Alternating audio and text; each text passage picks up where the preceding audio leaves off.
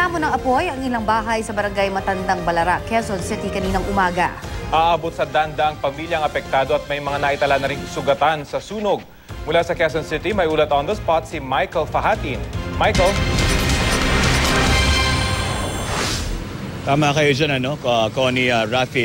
Bago tayo pumasok dito, ay kaka-fire out lamang ditong sunog dito sa may Zuzuaregi Street sa may Old Balaranga.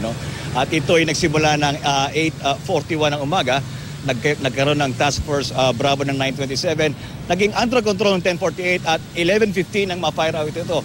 Ang apektadong pamilya nito ay 300 families directly affected. Pero may 6,000 mga individual daw ang maaaring apektado ng sunog na ito sa 100 bahay na natupok na kanina ay mala-imperno. Kung makikita natin sa ating kuha kanina ng aming inabot dito, nagkaroon pa ng traffic kanina sa kahabaan ng Commonwealth at lahat naglikasan sabay ng kanilang mga kagamitan sa takot na abutin ng kanilang mga bahay dito sa may Zuzuaregi Street nga dito sa may Matandang Balara sa may Commonwealth Avenue. 1.5 million na tinatayang damage na apektado dito sa naging sunog na ito na nagmula daw sa third floor ng isang residential building sa bahay na nagngangalang Imelda Canalba sa kwarto raw ng isang nagngangalang Bea. Itong Bea na ito, Rafi, Connie, ay nawawala pa raw sa ngayon at pinaghahanap pa.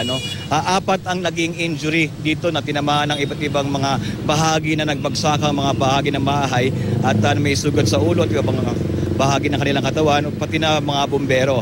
Sa ngayon, ang mga residente ay dadalhin daw sa kanilang mga covered court dito at iba pa ay kung sosobra, dadalhin at pupunta na rin ang iba't ibang ahensya ng ating local government at DSWD. Humihingi ng tulong mga residente dahil sobrang natupok ang kanilang mga bahay at pangalawa na raw ito na nagkaroon ng sunog din dito noong nakaraang Pebrero.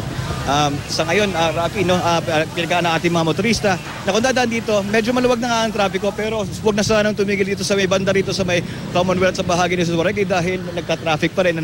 Pero maayos na at inaayos na lamang ng ating mga barangay chairman at ang MMDA ang traffic na nagmula dito kanina, nagsikip ang daloy ng trapiko sa pamamagitan ng ng pagpasok ng napakaraming bombrero, nagkaroon ng Task Force Bravo.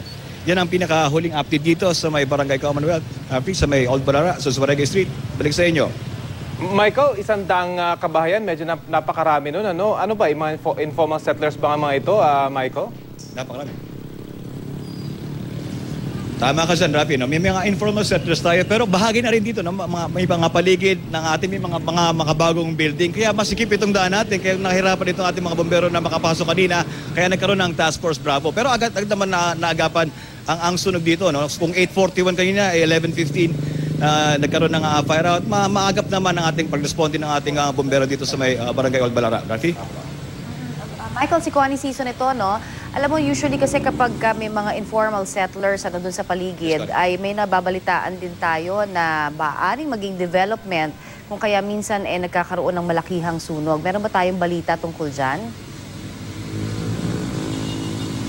May mga ganyan tayo naririnig, Connie, kanina.